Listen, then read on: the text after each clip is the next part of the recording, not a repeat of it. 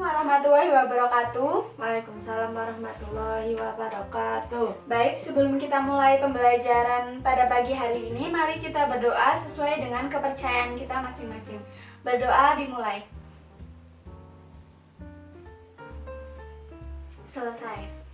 Bagaimana kabarnya hari ini? Alhamdulillah baik, Bu. Baik, sebelumnya saya absen dulu ya. Ya, Apakah ada yang tidak masuk? masuk semua, Bu. Oke, berarti nihil ya. Ya, Oke, langsung saja. Kemarin kita sudah belajar mengenai apa? mengenai pasar oligopoli, Bu. Masih ingat nggak pasar oligopoli itu pasar yang seperti apa? Pasar yang terdapat banyak penjual dan banyak pembeli. Baik, terus contoh-contohnya apa? Contohnya pasar kartu seluler, Bu. Ada XL, Indosat, dan Telkomsel. Baik, berarti kalian sudah paham ya pasar oligopoli itu pasar yang seperti apa. Nah, untuk itu saya akan melanjutkan materi yang selanjutnya, yaitu kita akan masuk kepada pasar monopoli. Sebelumnya, di sini ada yang pernah bermain permainan monopoli nggak? Pernah, Bu?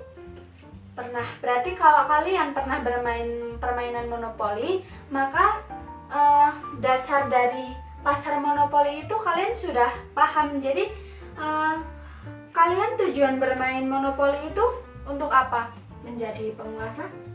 Iya, bener banget. Jadi kalau kalian pernah bermain permainan monopoli, maka kalian sudah sedikit banyak mengetahui konsep-konsep dari pasar monopoli, karena permainan monopoli itu sudah menggambarkan keadaan yang terjadi di pasar monopoli.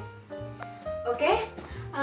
Tujuan kita belajar tentang pasar monopoli adalah agar kita tahu pengertian pasar monopoli itu apa, ciri-ciri pasar monopoli itu bagaimana, faktor-faktor yang menimbulkan pasar monopoli itu apa aja, terus contoh-contohnya apa aja, apakah ada kelebihan dan kelemahan. Jadi untuk itu kita langsung masuk ke pengertian dari pasar monopoli. Pasar monopoli. Mono itu berarti satu dan poli berarti penjual. Jadi, pasar monopoli adalah bentuk pasar di mana hanya ada satu penjual dan banyak pembeli. Nah, pelaku dari pasar monopoli adalah biasa disebut monopolis. Kita akan masuk ke ciri-ciri pasar monopoli. Jadi, pasar monopoli itu ciri-cirinya yang pertama, terdapat satu penjual dengan banyak pembeli. Nah, dengan ciri-ciri yang pertama ini, pembeli itu tidak bisa beralih ke penjual lain. Nah, mengapa? Ini masuk ke ciri-ciri yang kedua, karena barang atau produk yang dijual bersifat unik. Nah, unik di sini itu tidak berarti unyu-unyu ya, tapi barang yang terdapat di pasar monopoli itu tidak ada barang substitusinya atau tidak ada barang pengganti. Nah, untuk itu jadi pembeli tidak bisa beralih ke penjual lain karena di penjualan itu tidak menjual produk yang sama seperti di pasar monopoli. Kemudian ciri-ciri yang ketiga, iklan tidak diperlukan. Iya, jelas tidak diperlukan karena sifat produknya yang unik, tidak ada barang substitusinya, jadi iklan tidak diperlukan. Jadi kita bahas deh, misal kalian pernah nggak sih lihat iklan PT Pertamina atau PT PLN yang mengiklankan produknya agar masyarakat pada beli? Kalau saya pribadi sih belum pernah lihat ya. Kalian kan nggak pernah lihat PT Pertamina mengiklankan ayo pada beli BBM, terus PLN ayo pada beli listrik. Kalau kalian tidak beli BBM, nanti motor kalian harus didorong. Kalau kalian tidak beli listrik, nanti rumah kalian padam, kan enggak. Jadi yaitu produk yang dijual bersifat unik, tidak ada barang substitusinya.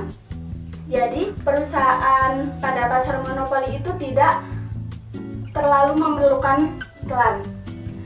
Kemudian ciri-ciri yang keempat, perusahaan baru sulit masuk. Jelas, ini sangat jelas. Kenapa? Karena di dalam pasar monopoli itu sudah terdapat penguasa.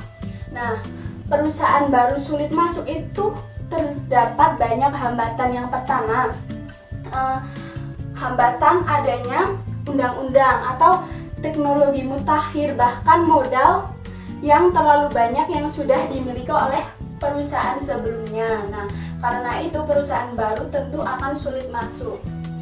Kemudian ciri-ciri yang terakhir, penjual dalam pasar monopoli ini sebagai price maker atau penjual bisa menentukan harga. Kenapa? Karena barang yang terdapat di pasar monopoli itu bersifat unik atau tidak ada barang penggantinya. Jadi penjual bisa menentukan harga sesuai keinginannya.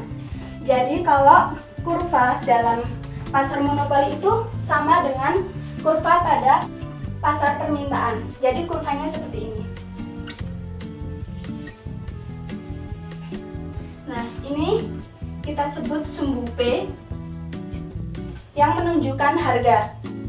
Kemudian ini sumbu Q yang menunjukkan banyaknya produk yang diproduksi.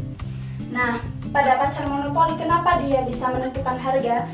Jadi, apabila pasar monopoli memproduksi barang sebesar Q,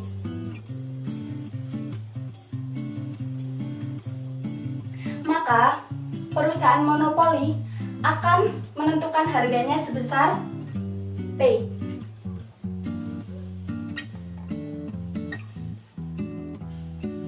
Ini ya, maaf. Kemudian, apabila perusahaan monopoli memproduksi barangnya sebesar Q1 atau di sini itu dari Q ke Q1 ini berarti mengurangi ya, yang tadinya misal 10. Terus kemudian memproduksi menjadi 5. Nah, maka perusahaan monopoli akan menentukan harganya sebesar P1. Nah, kurvanya kurang lebih seperti ini. Jadi, kenapa perusahaan monopoli bisa menentukan harga? Karena dia menentukan harga sesuai keinginannya. Pada saat dia memproduksi barang sebesar Q yang jumlahnya 10, maka dia akan menetapkan harga P. Kemudian, pada saat perusahaan monopoli memproduksi barangnya sebesar Q1 yaitu 5, maka akan menaikkan harganya sebesar P1. Jadi, kalau perusahaan monopoli memproduksi barangnya banyak, maka harga yang ditetapkan akan murah. Tetapi pada saat perusahaan monopoli memproduksi barangnya sedikit, jadi perusahaan monopoli akan menetapkan harganya dengan mahal. Sampai sini paham? Paham. Oke, sebelum saya lanjutkan materi bab yang selanjutnya, apakah ada yang ingin ditanyakan? Saya, Bu. Baik, pertanyaannya apa? Perusahaan kan bisa menentukan harga, berarti bisa mendapatkan keuntungan yang besar, Bu.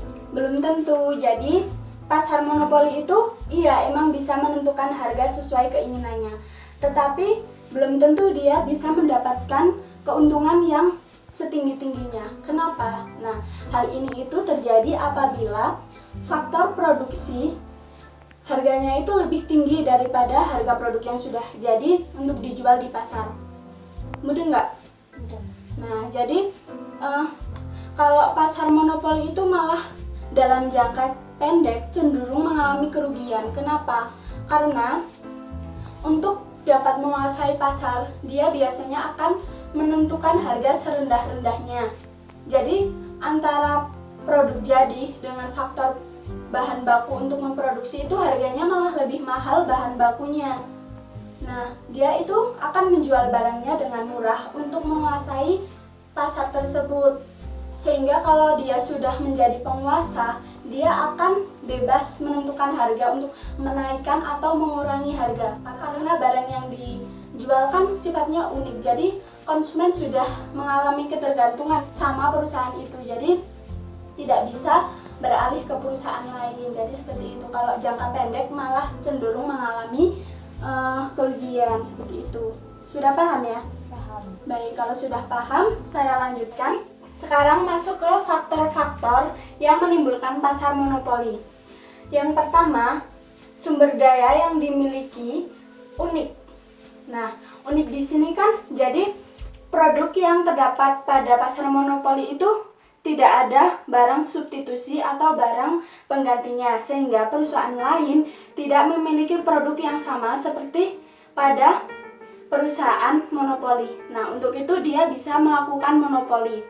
Yang kedua, Perusahaan monopoli memiliki banyak dana. Ya, dengan hal ini maka mereka bisa menikmati skala perekonomian bahkan pada tingkat yang tertinggi.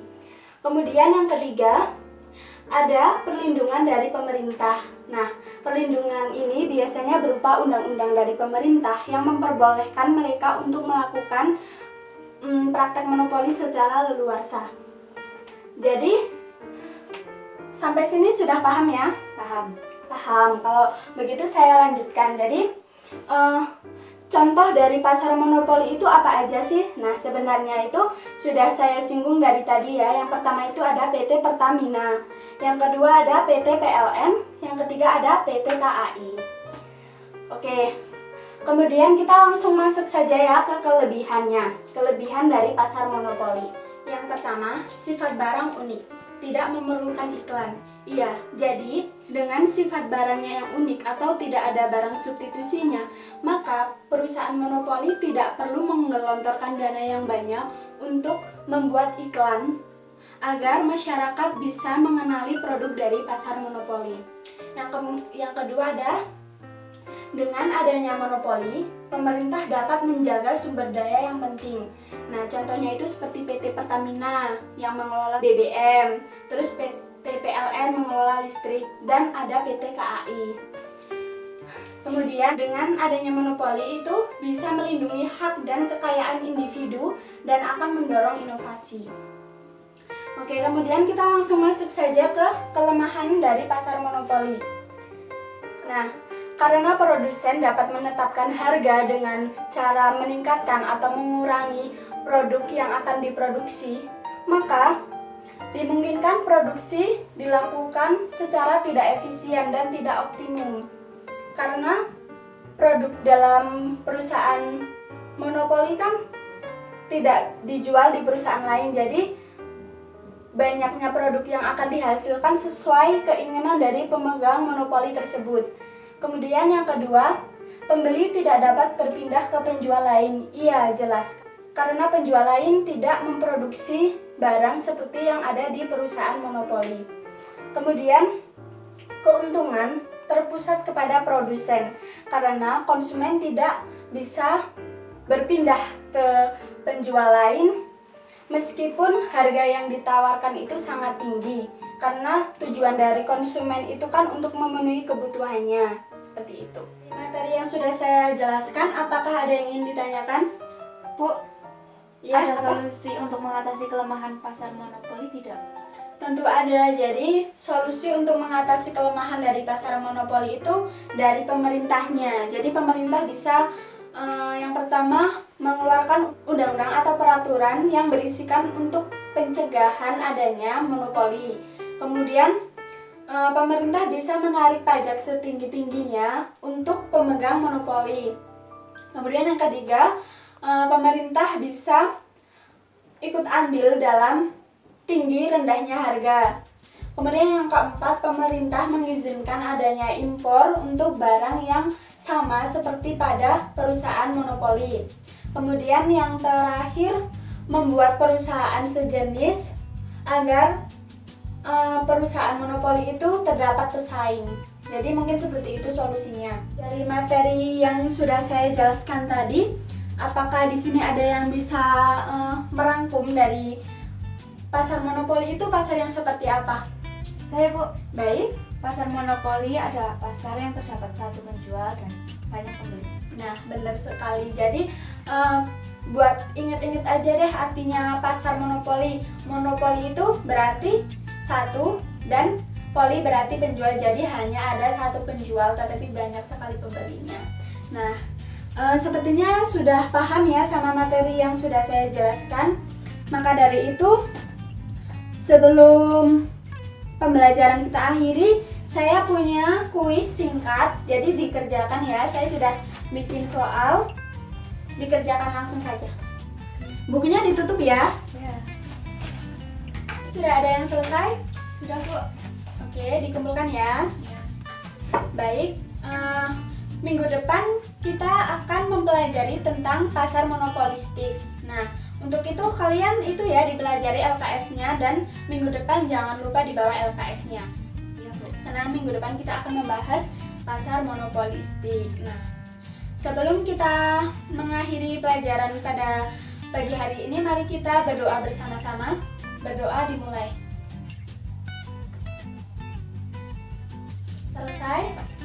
Oke, terima kasih atas perhatiannya. Saya cukupkan sekian pertemuan kita pada pagi hari ini. Sampai jumpa minggu depan. Wassalamualaikum warahmatullahi wabarakatuh.